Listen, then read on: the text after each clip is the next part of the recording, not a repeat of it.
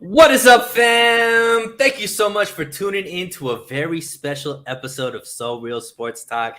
I didn't just bring myself in today. I brought everybody with me today. So we got Randon from Charvarius Sports Talk. We got Ryan and Waruna from No Borders. What are you guys calling it right now? No Borders Sports? No Borders Sports? Yeah, there's just no borders to sports, right? No borders to sports. So these are some of my favorite guys to chop it up with. It's been way too long, fellas, but thank you so much for coming back to the show. We'll start with you, Randon. How's everything been going, man? I know you're going back to back right now, so hopefully your vocal cords are still got enough for us. But how's everything been going with you, my man? It's been great, man. This is episode 3 of the day for me. So I was on earlier with Scott Wheeler, professional scout for The Athletic for hockey, and then just got off with Rob Shue, and then I'm doing another Kings one after this. So a little four-peat. Things been going good, man. I got a new girl. She's great. Shout out to Kadisa if you're watching. And everything's going good. Seeing pictures on Facebook. She's a hottie. Shout out to Kadisa. Thank you so much, Kadisa, for making my man happy. Waruna, how's everything been going with you, my man? I'm doing okay. Kind of overwhelmed with football, so been off lately. Not doing that many shows, but still, I'm doing great. Yo, the new character that Waruna is, I just love it, man. Troll / just not excited. I love it. While wearing a Kaepernick jersey, all the while, it's like there's just too much going on. I love it, and it's not No Border Sports unless you got the shades with my man. No Crypto Ryan. How's everything been going with you, my man? It's been doing better than it's been doing good. You know what I'm saying? The crypto market is tanked, so I'm buying a lot right now. You know what I'm saying? Is stacking the things because hopefully it's going to come back up. But it's did you lose your nest egg? Are you on OnlyFans now? Is that how you're No. See, I sold out at the right time. And then I wasn't really holding much that I was really worried about the value of, the stuff that I got, I was holding long term. So that going up and down really doesn't matter. So this time I was like, oh, hey, I liquidated all my stuff. Might as well start buying back right now. Got me in a little bit of trouble.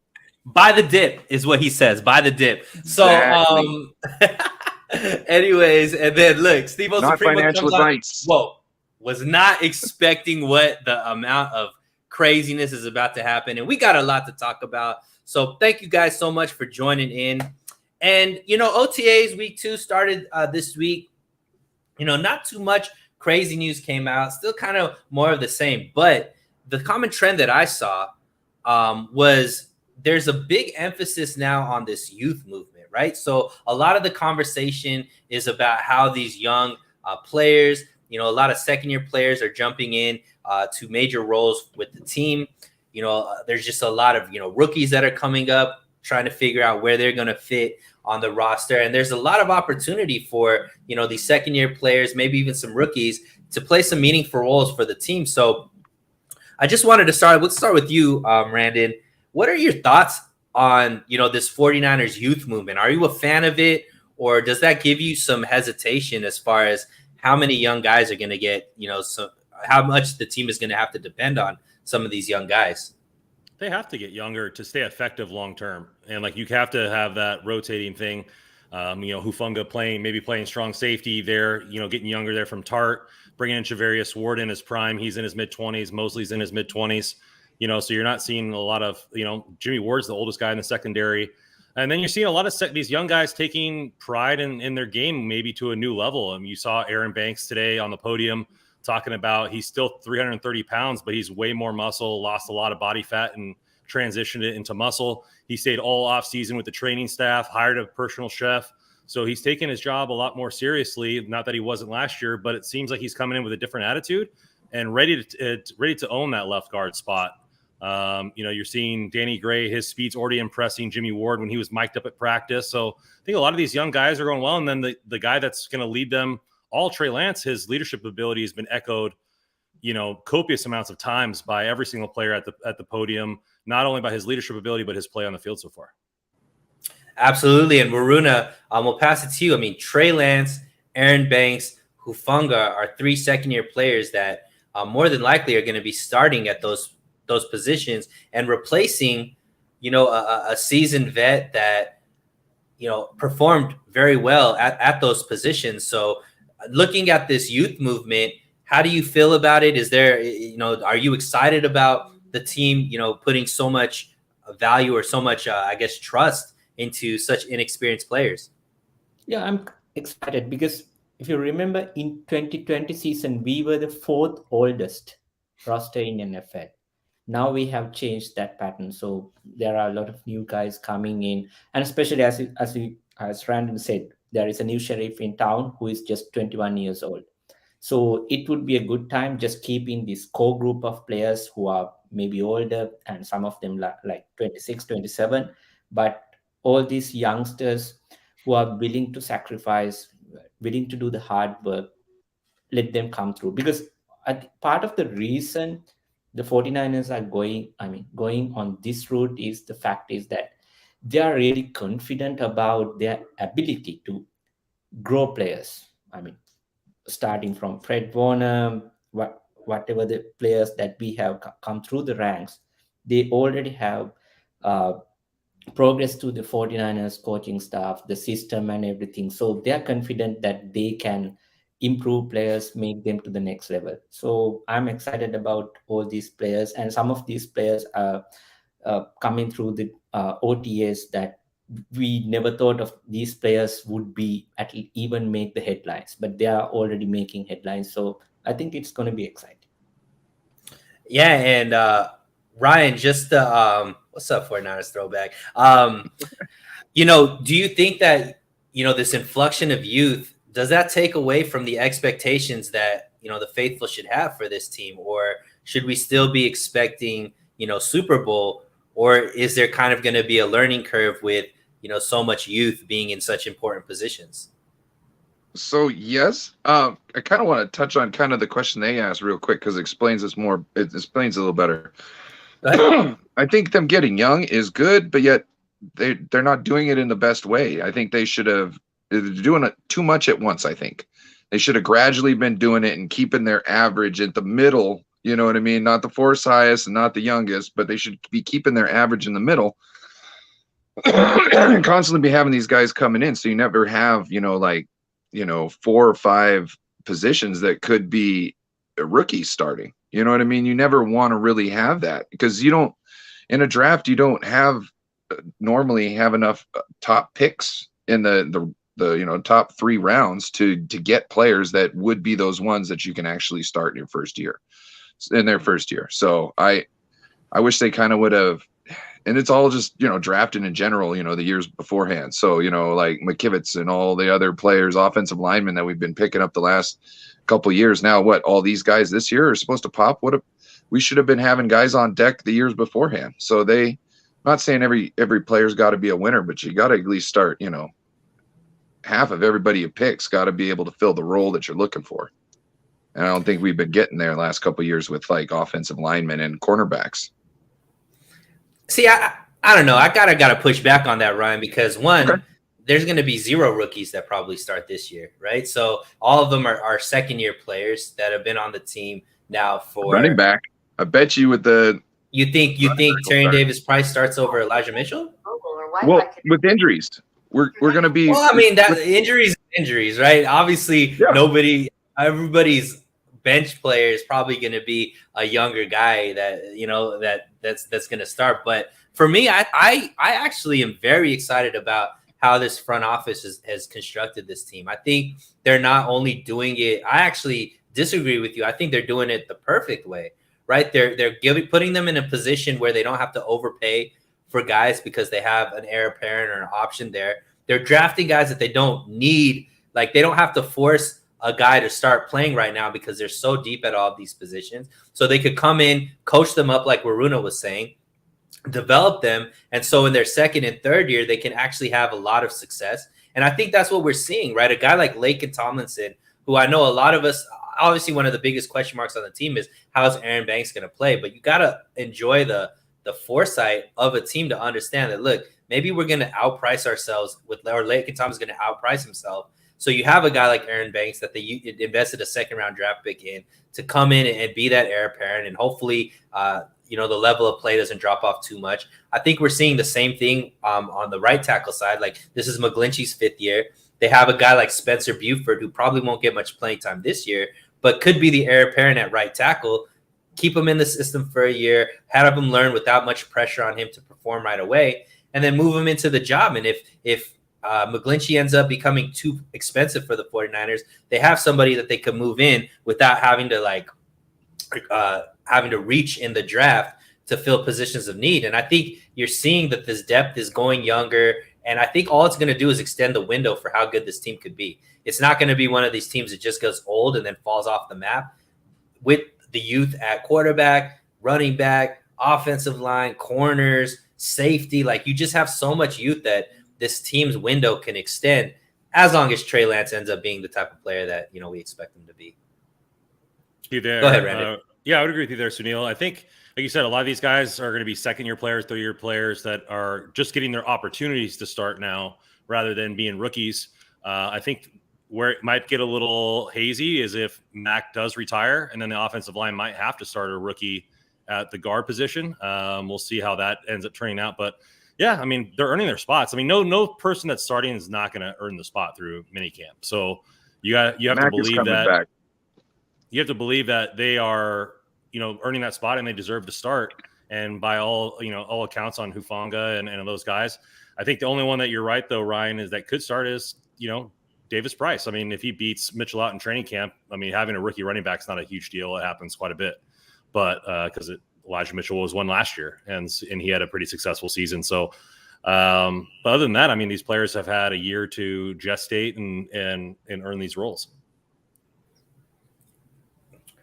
Ryan, I can't wait till when Mac does announce that he's coming back. I could only imagine you having a video in return of the Mac is playing in the background and you just having his entrance and all that kind of stuff. Well, I already know that video. So I love it. Go ahead, Ryan. I just think there's no way he's not coming back at this point, because with OTAs, I would be having every single person who hinted at playing center on the field taking snaps. And that's not the case right now. You know what I mean? So I'm pretty sure Mac is coming back. Kyle already knows. So does John. You know what I mean? And it's just he's being bourgeoisie about it. You know what I mean? So seems like to the players too, from the way they were doing their interviews on the first day of OTAs, everybody was speaking about him in the present tense, not in the past tense. So I agree with you. And there has been a lot of changes, Waruna. In this offseason, the team has obviously had a certain goal, a certain, game plan that they've stuck to. Some of the faithful have been for it. Some of the faithful have been against it. But let's talk about positives. Where do you think the 49ers have improved the most this offseason? I think, obviously, the quarterback position. Because the thing is, even though we were complaining about not playing Trey Lance last year, not cutting Jimmy Garoppolo this offseason, everything, I mean, 49ers unofficially giving us all the hints that they are all in with Trey Lance. The other thing is his throwing mechanics, everything, the technical points are taken care of. He's getting better every day. Even today, I saw the Grant's video that he's doing much better. He's trying this, what you call that, round arm throws, so on and so forth. So he is getting into that level of confidence to be the starter. He's showing that he has the leadership ability. I mean, the way he talked in front of the media and everything. So as a starter, I think we are going to get a solid starter for, let's say, I don't know how long, but for the years to come. So that's the biggest improvement that I'm seeing. Still, if you think of as a collectively quarterback room, there are still some improvements we need to do because we have Nate Sudfeld and Brock Purdy. But other than that, I think if Trey Lance can stay healthy, he said that he's 100% healthy compared to last year, stay healthy. That is the biggest improvement we have made during this offseason. We have a ready quarterback who is willing to go, who is a leader, which was the biggest weakness we had in terms of the production on the field. Ryan, what about you? Where do you think that the 49ers have improved the most this offseason? I got a whole position group, special teams. Not only did they pick up people, but they got a whole new coach to handle it. And I think Kyle's going to put emphasis on this, and I think we're going to see him lighting a fire under butts if we don't see a nice change at the start of the season. I think we'll see him, putting the screws to people, and I think we're going to be seeing a different special team squad, and I think that's really going to be helpful with a young quarterback who's still trying to figure things out. Pretty sure Lance is going to do great this year, but there's going to be times, and having a great special team squad to bury them deep. And when we get in a sticky situation or can't convert and all this type of stuff, there's so many situations where a good special team unit can help out a young quarterback that made a little mistake, a block punt, a block field goal. You know what I mean? There's so many things that can happen. Pinning somebody starting field position. I mean, that was something where the 49ers struggled last season. So I agree with you there. Because you could totally pin somebody with both team going 3 and outs within 2 possessions. One team having 2 possessions. If you punt it far enough, you can pin them in their own end zone. So we need to be doing that. Randon, what about you? Do you agree with these guys, or do you have another group that you think improved the most this offseason? I like both of their analysis there. The special teams wasn't even something I was thinking of, but it was definitely upgraded. They brought in an all-pro, and I really like Ryan's pick there. But I think the secondary, I think they have a chance to – the depth in secondary was definitely tested last season, bringing guys off the street to play. They had a -4 turnover differential, which is bottom 10 in the league last year. They're also bottom 10 in interceptions. And so bringing in Charvarius Ward and having the psych Ward back there with him and Jimmy will be definitely good. And Mosley was very underrated corner.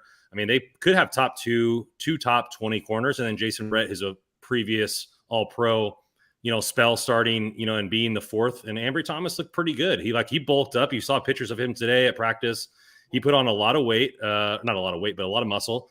And so, I think that you could have 4 starting corners last year or this year on the team, where last year you were struggling to find one. I agree. And I think all of you guys made really, really good points. I probably would go with what Randon said as far as the secondary. But since you guys all took all that, I'm actually going to go with depth at the wide receiver room. So obviously the top 3 are the same 3, with Debo, Ayuk, and Jennings. But last year we had Mohamed Sanu, River Craycraft, and Juwan Jennings was in the top 3. We had Trent Sherfield, Richie James, they were all Travis Benjamin, right? And now you replace that with guys like Danny Gray, Ray McLeod. Ray McLeod. I forget the guy that came over from Cowboys. Marcus or something like that. But the three guys that are going to be behind the starters, I think, are a big upgrade over the 3 that we had, backing them up last season. So inevitably there are going to be injuries in the NFL season.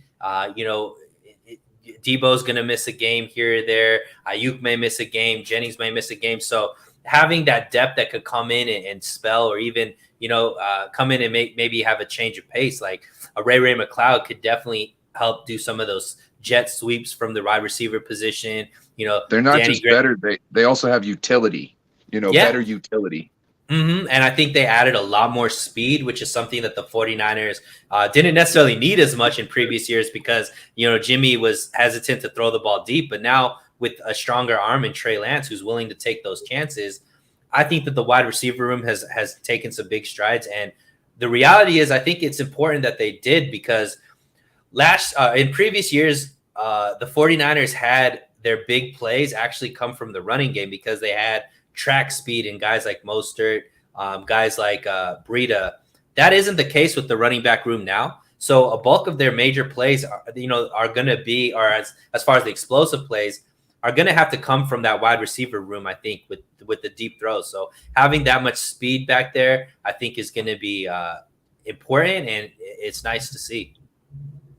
Yeah, I think that's a good point. And you're looking at, they brought in players like Danny Gray to extend the field and everything like that, which we didn't have. And I mean, Travis Benjamin was essentially a decoy last year, but it's just you're able to extend the field. The center of the field will definitely be open now for Kittle and stuff. And then it's also with Waruna's pick in Trey Lance, he's showing that he's able to hit those 3-step dropbacks in practice right now. Now it's 7-on-7, it's OTAs, no pads and anything like that. And wide receivers aren't hearing footsteps except for Croft today got hit by Jimmy Ward in practice. But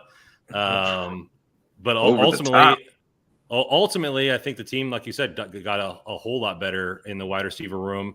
And the hard fact is if Deebo Samuel gets paid and Ayuk has a breakout season, it's going to be hard to pay him too.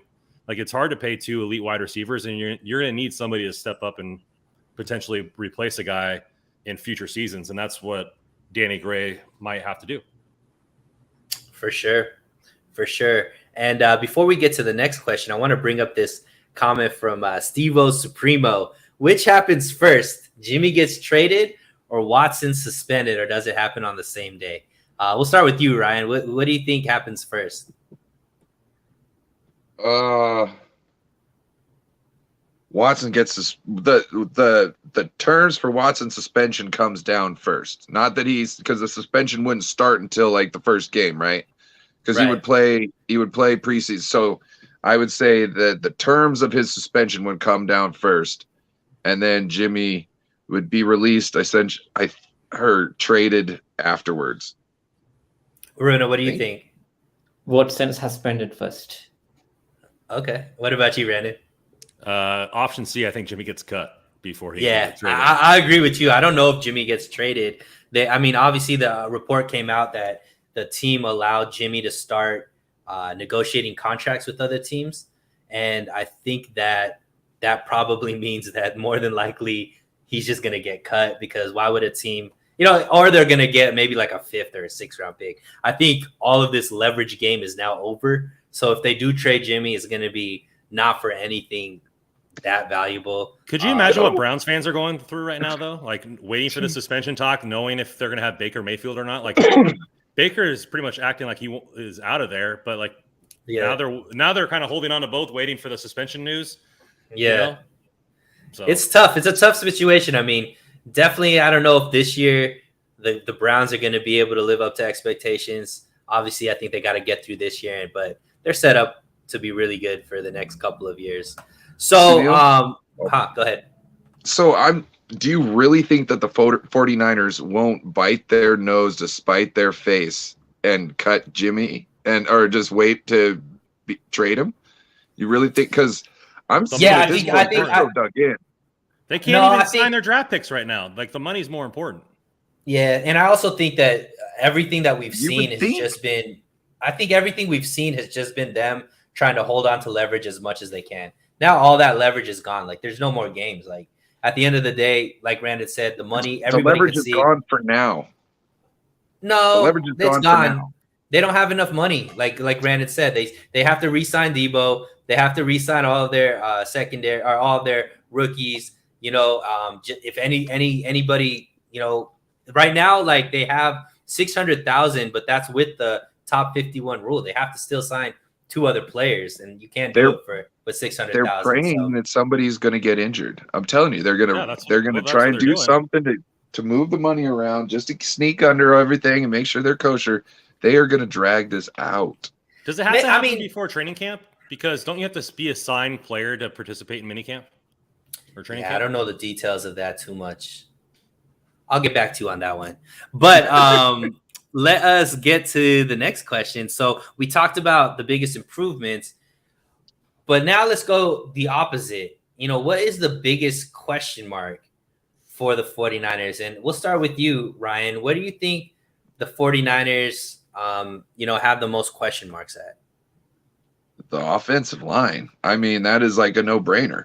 At this point, if that's not the first thing that jumps off the page to you, I mean, I don't know. I guess I'm too blinded to see any other good options, though. You know what I mean? Because the only other thing I can think of is, really, do we have the talent and the depth in the secondary? That's the only other thing that could really be an option. Not to say, because you're talking about we don't know safety. Once one of our safeties go down, how sure are you of their backups? Okay, so you were more focused on the safeties because me and Randon had the same look when you said depth in the secondary because this is the best secondary I think the 49ers have had under the Kyle Shanahan. When it comes to quarterbacks, yeah, but just one injury in the safety department and we could be in trouble. You know what I mean? You got the Barnacle back there.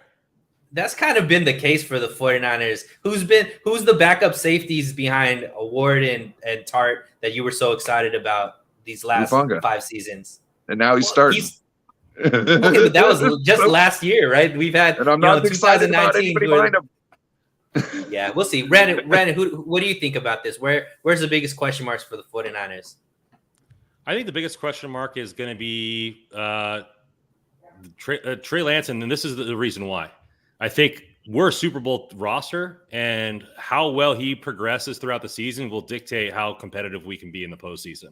And that's what I'm wondering. Like, where is his progression? I'm not, and I don't want to be a Debbie Downer, but like 40% of first-round picks at the quarterback position make one Pro Bowl. So you're thinking out of the 5 that were drafted last year, like 3 of them are going to bust at minimum. And so, like, I'm thinking, like, will he be able to take that much next of a step for the team to be a Super Bowl contender? Is my not biggest question mark is because I believe in the kid, but will he be able to take that step? Will he be able to do that next thing? Because technically this is his rookie year. Like, this is his first year, and you see Mahomes has thrown 50 touchdowns, and you see some people that don't step in right away and still struggle. So where will he be in his development path? I think is a question mark to me for this team to get going right away. Luckily, they have a pretty easy schedule in the first 6 games for him to kind of acclimate. But I mean, we're not playing for the first 6 games. They're trying to win number 6. And where will his progression be there? Ooh, that was a bar, Randon. That was nice. My only pushback at that is I don't know how great Trey actually needs to be for this team to still be competitive, because this team made it to two NFC championship games in the last 3 years with the level of play we've seen from Jimmy, made it to a Super Bowl with the level of play of Jimmy. So even if you get average quarterback play, which I think is what we got from Jimmy Garoppolo, this team should still be competitive. But I see what you're saying as far as taking it to the next level. Does he have that other element, that extra gear that could really set this team apart where, we're not dealing with close games and eking into the playoffs like we did last season? There's very few Super Bowl winning teams that win with subpar quarterback play. Sure. So I mean, it's going to be, could we make the playoffs? Yeah. Could our defense carry us again to an NFC championship? Sure. But it's going to take Trey Lance to hoist the trophy. Like, it's going to take him playing well all year long for that. Love it. Waruna, where do you think the biggest question mark are? Running game. So the thing is, Mike McDaniels left. And 49ers run game, as far as I saw, the best version of that was in 2019. I mean, 2020, we had injuries and everything. 2021, I think it did not reach to the level that we expected it to be. I mean, part of the reason was that all the teams figured out, okay, you can just stack up the box, so there won't be any deep threats. So you can just basically kill the run game. But this year, so I'm just wondering who is going to be our number 1 running back. Yes, Mitchell is there, but I'm still waiting to see that we get a production like Raheem Mostert, that explosive kind of a running back from someone else. So that's one thing. So again, I'm seeing whether Trey Lance would be able to make other defenses bite so that the gaps will be opening for our run game.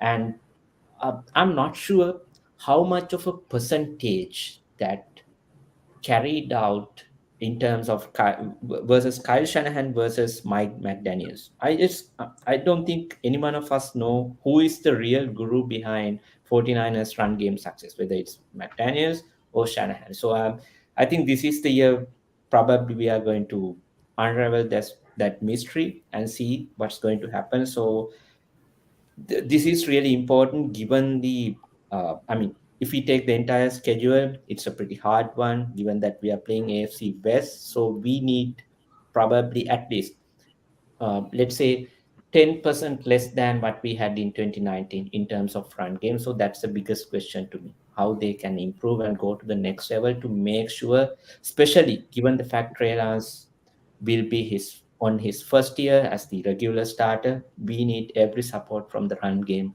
to get this team moving forward. I'm not scared about the run game at all. They brought in Anthony Lynn. He's had a 1,000-yard rusher every single year that he's been a coach, except for one. It seems that Shanahan is delegating more than he ever has to other lines.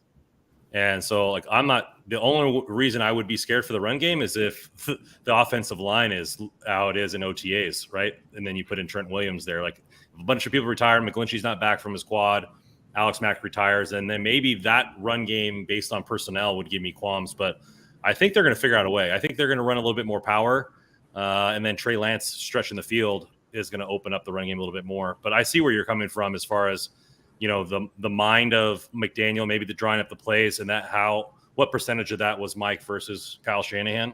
I can see where you're coming from there. I love this list from Baymack. It was all his question marks: the strong safety position, Kyle's chemistry with Trey, Trey's development, Sermon being a bust or not, Debo's future with us, Grant's life if Kinlaw gets hurt again because the family knows how he looks. That was a great comment, Baymack. Yeah, Randon, we're gonna both make good point, huh? Mook Beth.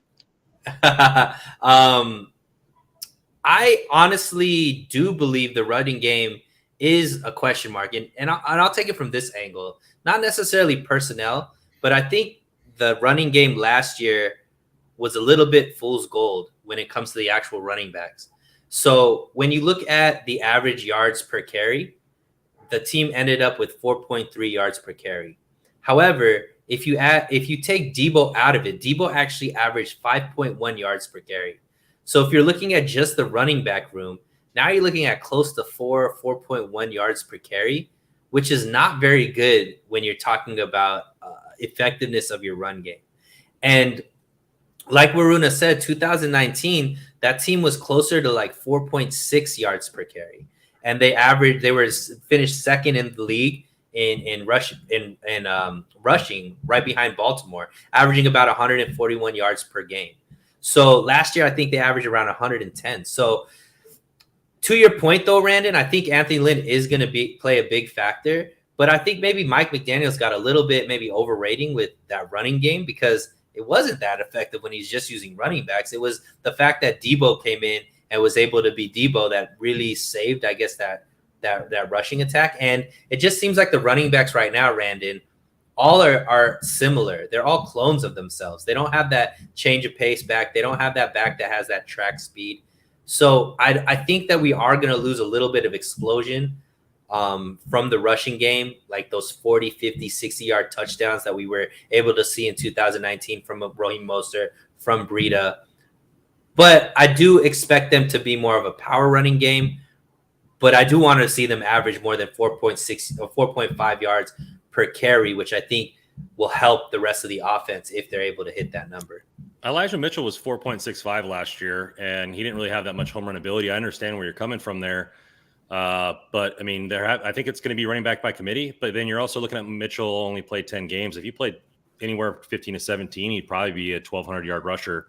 Probably, but it wasn't that he missed because they held him out. He missed because of injury because they were giving him so many carries. So what I'm saying is that running back room has to be able as a committee to average 4.5 plus yards. Otherwise, they're going to have to pull it together with using Debo, Ray, all that kind of stuff. And I don't know if that ends up being a successful way of attacking the run game. I feel you. Cool. Anything else? Ryan's over there chilling, man. Ryan, anything else you wanted to add, my man? No, dude. I think you guys pretty much covered that up. Like, right, what else? Is the edible kicking in? Yeah. Oh, no edibles. I don't really mess with those. It takes too many. Not cost effective. I love it. All right, cool. So for the last to finish out the show today, I thought we'd play a little bit of a game called Fill in the Blank. It is exactly like it sounds. All you have to do is fill in the blank and tell us what you think about the question. So we're going to start with blank will have a breakout season this year. And we'll start with you, Randon. Fill in the blank. I'm hoping it's Trey Lance will have a breakout season this year. I know that's kind of the cop-out pick, but I think that he needs to in order to. And I think you're looking at, if he averages 235 yards a game and plays all 17 games, that's a 4,000-yard season. And that puts him, third all time in 49ers lore as far as passing yards, or fourth, because Steve Young went over 4,000 twice. But I think that he needs to, if I was going to pick another player, but I don't want to take one of you guys. Thank you. I appreciate I appreciate the experience in playing a game like this and not just listing every single player that somebody would take. So Randon picked Trey Lance, Waruna. You can pick the same one or something different, but fill in the blank. Who will have a breakout season this year? I'm going to go with George Kittle, not because he had years past, but I think this can be an offense that will be finally unlock the true potential of George Kittle. He can be Travis Kelce type of a player, the impactful player that we always want. Usually people draft George Kittle on their fantasy football teams, but they get disappointed because he doesn't get that production with this offense where Jimmy is operating. So finally, I think this might be the year that George Kittle have, let's say, 1,200 yards a season, maybe 7 touchdowns. I don't know. That this might be the year if Trey Lance works out. I like it. Ryan, who you going with? Well, I don't know how I can compare to what Waruna's dropping right there. I'm saying Ray McLeod or Danny Gray. I think anybody who's going to be running that jet sweep this year, I think is going to have a great season. So I think one of them, or Diamond Hands Dwelly. Diamond Hands. I like how Ryan just picked all the backups to have his breakout season, right? You leave it up to Ryan to pick some guys that may not even get enough playing time to break out. But hey, it's your pick. You filled in the blank. I like this pick by Andrew. Talonel Hufanga, I think, will definitely have a chance to break out. And that will, if he does, that would be amazing for this team. I'm gonna go with Brandon Ayuk. So I think Brandon Ayuk is in his third year. He's consistently gotten better and better season after season. It seems like he's matured as a player, right? From that interview that we saw from the first, week of OTAs, he learned a little bit now being in more of the elder statesman position because he has the most experience in OTAs in that wide receiver room compared to everybody else, even though it's his third year. It seems like he learned why he was being coached so hard last season. And I liked his answers because it showed that he was eye-opening. It was like, man, I needed that type of coaching. And I think that helps a guy buy into a system. Him and Trey obviously have a way better relationship than him and Jimmy did. Him and Trey have been, working out together now 2 off seasons back to back. And I just believe this is going to be his year. He was running really good routes last season, but unfortunately the level of route that he ran, Jimmy just wasn't confident throwing that ball and hesitated throwing it to him. So I think that Trey's definitely going to take those chances and give Ayuk the opportunity to really show out. And I could see Ayuk, having similar type numbers as far as receiving that Debo was having. Because of the routes that he runs, the depth that he runs it at, and just his overall talent. So I expect Brandon Ayuk to have a monster year this year. Yeah, my other one was Charvarius Ward, just because I think he's going to show why he was paid top dollar. He never really had a dominant defensive line in Kansas City. I think Jimmy Ward is very comparable to the Honey Badger as far as a safety to help protect him if he wants to make aggressive plays. And so I think you're looking at a team that has a great secondary. We might see some high interception numbers, or hopefully we do, from Charvarius Ward. Yeah, especially if this defensive line can, get to the quarterback as much as we expect them to. So I love it. Great answers from you guys, except from Ryan. Ryan, I don't know if I like your answers so much, but I still love you, brother. Blank will score the most touchdowns for the 49ers. Ryan, I'm going to give you a chance to redeem yourself. It better not be Ross Dwelly, all right? Ryan, blank will score the most touchdowns for the 49ers. It's a toss-up between Trey Lance. You can pick one person, bro. No toss-ups. Trey Lance. I'll leave it for somebody else. The other one that I really want to go for. I'll leave that. I think Trey Lance, when it gets down to that red zone, I mean, he's going to be nasty, and he's just going to be sneaking around the corner on people. It's way too easy for him to get to the pylon when those receivers block well, and you get one lineman out there clearing out a linebacker. So I think he's going to maybe run in 12 to 15 touchdowns. Whoa. Hey, Ryan, I love you in this game, brother. Like, you are this game. You make this game exactly what it needs to be. Randon, we'll go with you next. Who do you think scores the most touchdowns for the 49ers? I was thinking about this pretty hard. I mean, you look at Mitchell had 5 and he only played 10 games. Is that running back room going to be a pure committee to where a running back isn't the option? Is the breakout year for Kittle, is he going to be utilized more in the red zone? So, like, I thought about it again, but I think I'm going to go with Deebo Samuel. I mean, I think I predict him to be on the roster. I think he's still going to get 40 carries a year or so. And so I think Deebo Samuel, could have over 15 touchdowns combined between rushing and receiving. So I'll go Deebo. Waruna, that's a great pick, Randon. Waruna, they left you with not as many options, but who you going with? I'm going with Kittle because I'm expecting he's to be a red zone threat, more involved in this game. Yeah. I'm going to have to go with Brandon Ayuk because I said he's going to have a breakout year. So breakout means touchdowns. I do think that Ayuk is just going to get the ball down deep. We know how electric he is. He's a yak boy, just like everybody else on the roster. So I just think him getting more opportunity is just going to lead to him scoring a lot more, because if he's one-on-one with a safety or a corner, I like my chances with Ayuk being able to outrun or outjuke those guys. So, and Ayuk wants to like disrespect people when he does plays on them. You know what I mean? That's what I like about Ayuk. Like, he does certain things that it's like, ooh, you're nasty. You know what I mean? Like, he makes people want to, slap themselves. Baymac, his name is Ryan, and he's on life, bro. Like, that's just Ryan. Andrew saying you guys are funny. Y'all smoking that homegrown stuff. I mean, look, we have a good time. I love these guys. And while we have the chat where it is right now, I do want to plug these guys because all of them are great content creators for the 49ers and other sports as well. Ryan and Waruna at the bottom are both part of No Border Sports. Their link to their YouTube channel is in the description.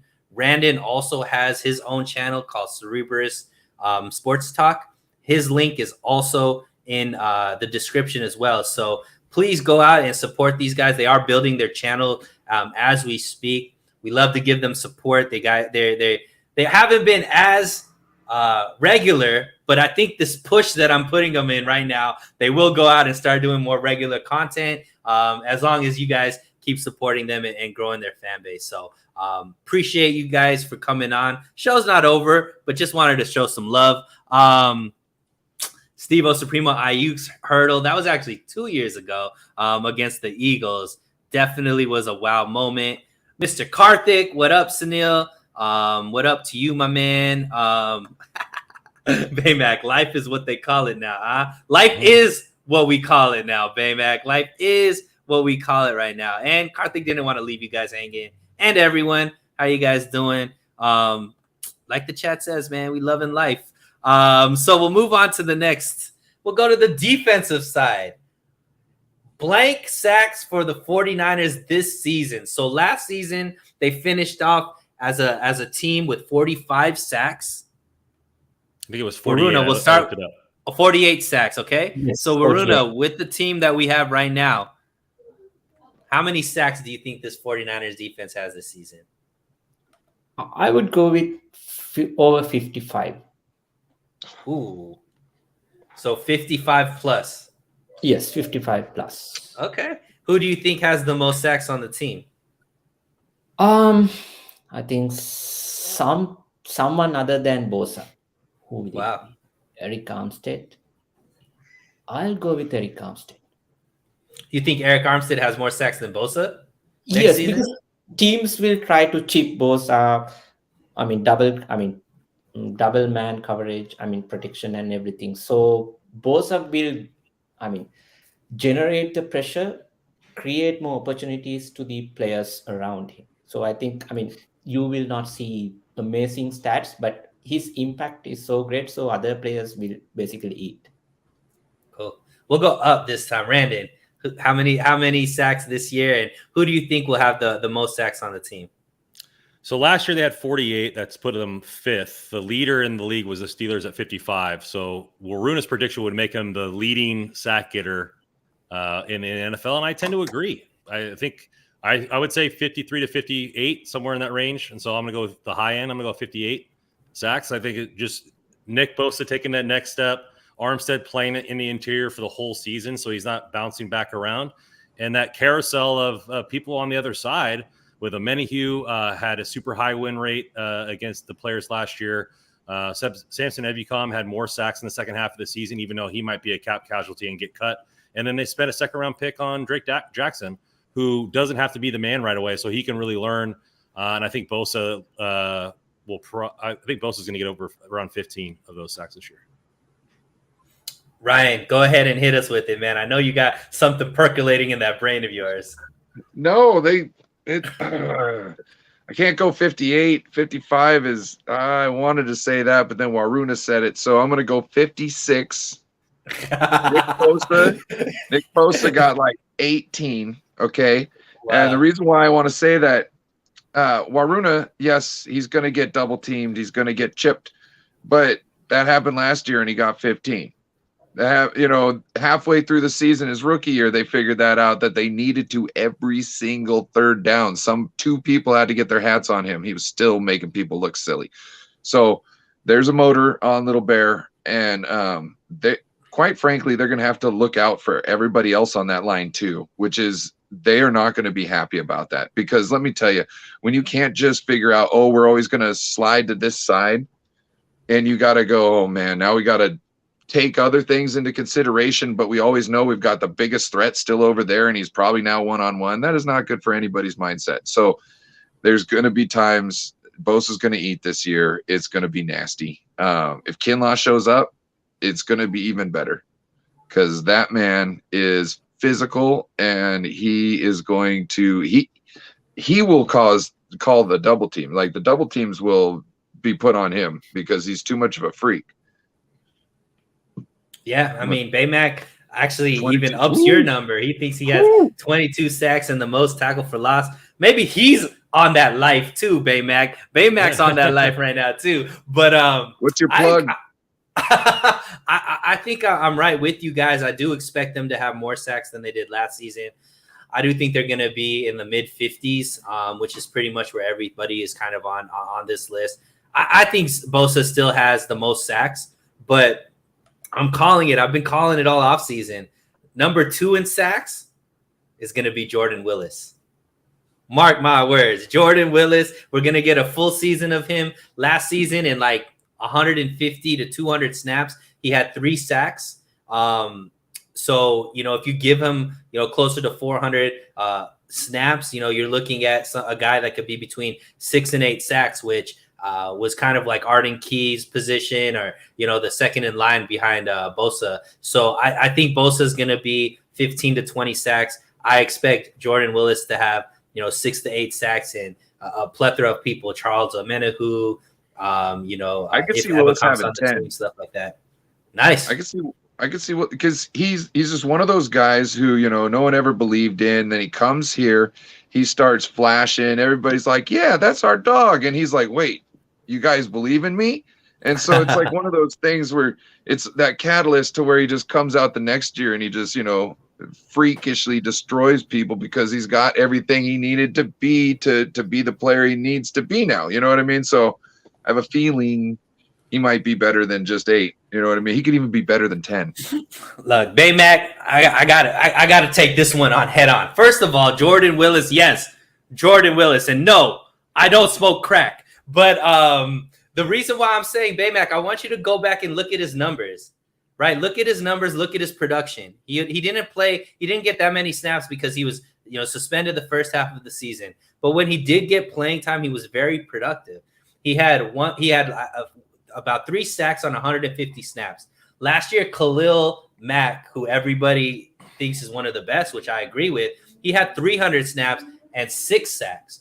So Jordan Willis was on the same type of pace as Khalil Mack last season, who also had his season cut short due to injury or wasn't able to play the whole year. Then you look at the impact that Jordan Willis actually had when he was playing, right? The Green Bay game. Who was the hero of that game? Well, that guy's name was Jordan Willis. He blocked a punt and also cleared out his linemen so that Jimmy Ward could go make the block on the field goal. That was the same Jordan Willis that I'm talking about. So if that's the guy that I'm backing, if that makes me a crackhead for going and backing Jordan Willis, well then, by golly, I am him, because I do believe Jordan Willis is going to have a great season next year, and he's going to be that guy that the aforementioned person was saying prices himself out and is going to make big money next year on somebody else's roster. I think I even taste a little bit of nutmeg. I love it. So we will end on this question, guys. Blank will start along with Jimmy Ward at safety. So that is a question mark right now. Nobody really knows who is going to be that safety. There's some options back there. We'll start with, whose turn is it? Ryan, we'll start with you, Ryan. Who starts back there with Jimmy Ward? Talanoa, Troy Polamalu, Hufanga. Okay, man. I like that. What about that? What about him as your pick? Well, not only does he have gorgeous hair, but I always liked his attitude. It seemed like when he was in the game, he was always around the play. At the end. So when I first started watching the Tampa Bay Buccaneers and John Lynch was on the team, I noticed, hey, this guy John Lynch is always around the ball at the end of the play. Half the time he's making the play. The other half of the time he's one of the 3 people that are around the play. So I started looking, that's how I judge safeties. You know what I mean? If the safety is one of the 3 people that are in at the end of the play, they're a good safety. And he's like that. And he's physical. And he's got good timing. The only thing he had issue with was speed and a little bit of his angles. And that is something that can definitely be cleaned up over time as far as angles.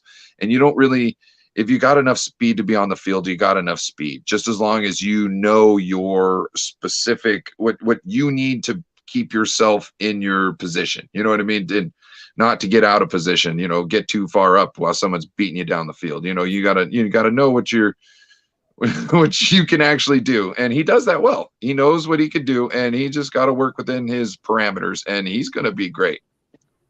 I love it. Randon, what say you? I'm not going to pick somebody different. I'm going to go with Hufanga, and I think some of the stuff that you look at and why he's being given the opportunity to start in OTAs is his communication is up there. Jimmy Ward has said multiple times that sometimes when Ward is looking to something on his side of the field, Hufanga's reminding him of the coverage and everything like that. So communication's there. He's given the opportunity. So I think it's his opportunity to lose. And they didn't go out and invest in the safety position. Nick Cross was there when they drafted Ty Davis Price. A lot of people thought he was a 2nd round talent at safety, and they thought they were good. So they must believe that they already have that guy in house. And I don't think it's going to be, the guy coming back from injury or, the special teams player they brought in from Indianapolis. It's going to be Hufanga is going to get that chance starting out. And, you don't have to be super fast. You just have to know where you're going. I mean, like I said, Richard Sherman wasn't the most athletic corner in the game, but he knew the game from a mental standpoint so much better than everybody else that he was able to utilize his athleticism to the best of its ability. Hufanga graduated from university early. Sick. I like Dorito chips. Are we saying random things here? Let's give Waruna a chance. Hufanga. I'll go with Hufanga because the other guys that we have, like Odom George, then Charvarius Ward. But the thing is, I'm still not sold on Hufanga because I think it's more like we are thinking about, okay, he might be the next best thing apart from Jimmy Ward. But I mean, if I have the opportunity, I would still try to sign Tart because I believe Jimmy Ward and Tart combination is the best combination that both 49ers can have. But unfortunately, since Tart is not available, we'll go with Hufanga. But I'll believe in Hufanga when he shows me that he can do it because I'm not convinced from what I saw last season. So maybe this year he will have the full season to start. Then we'll see what he's got. Yeah, I mean, I'm not gonna be different from you guys. I mean, from clips, it seems like Jimmy Ward and Hufanga have a really great relationship. They're already calling themselves the best duo in the league. So it looks like you guys are saying, it's Hufanga's job to lose. Baymac believes Odom eventually will start because Hufanga will have injury issues. Who hasn't played a full season since when? I'm not expecting himself to play a full pro season at a high level. Look, if he has injury issues, he will fit in very well with the safety core of the 49ers because that seems to be something that is a big key to being a safety for the 49ers is you have to have injury issues. We'll leave just real quick, guys. No conversation about it, but I like this question from Andrew. What do you think the record will be within the division? He thinks anything worse than 5-1 is a disappointment. Ryan, what's the record in the division? 4-2. Waruna. 3-3. Randon. 4-2. I'm gonna go 5-1 just to change it up a little bit. Guys, that's the show. Thank you for everybody in the comment section that was keeping with the comments and got real funny up in here. Everybody, please subscribe to No Boulder Sports and Cerebra Sports Talk. Both of those links are in the description. Before we leave, Randon, go ahead and talk to who's left here watching, what they could expect from you, and plug whatever you need to plug, my man. Yeah, it's been kind of silent on Cerberus Sports' front. I started a new job and everything like that, and the hockey season was in the playoffs. So Hockey Royalty, the other one that I work with, we're doing a live episode in 30 minutes. Talking about the cap, I just interviewed Scott Wheeler of The Athletic for a scout. So we got plenty of stuff going out there. And so I think once the summer kicks off and I have a little bit more time, Cerberus Sports will be back going gangbusters. Waruna, same with you, my man. So we are at No Border Sports, but I'm kind of taking a break these days, doing the minimum stuff. Ryan is the one who is carrying the load. But you can find us at No Border Sports or on Twitter. Great. So none of these guys have anything going on so far. Ryan, please save us because, I shouldn't have even given him a chance to speak. There's nothing going on. I've been putting out crazy videos lately. Go check him out. Also, get Amin the Dream to 1,000 subs, please. If you don't know about Amin, he's a great upstart. Also, shout out to CarCast. Go out there and sub to CarCast too. Yeah. I love it. And I'm still not at 1,000 subscribers either. So if you guys haven't subscribed to this channel, please do so. Thank you guys so much for joining in. This was a really fun show. I expect these guys to be back definitely sometime this offseason, and we'll definitely have them on more often during the season as well. Like I always say, stay safe, stay hydrated, and we will talk again very, very soon. And for Baymac, just say no to drugs, bro.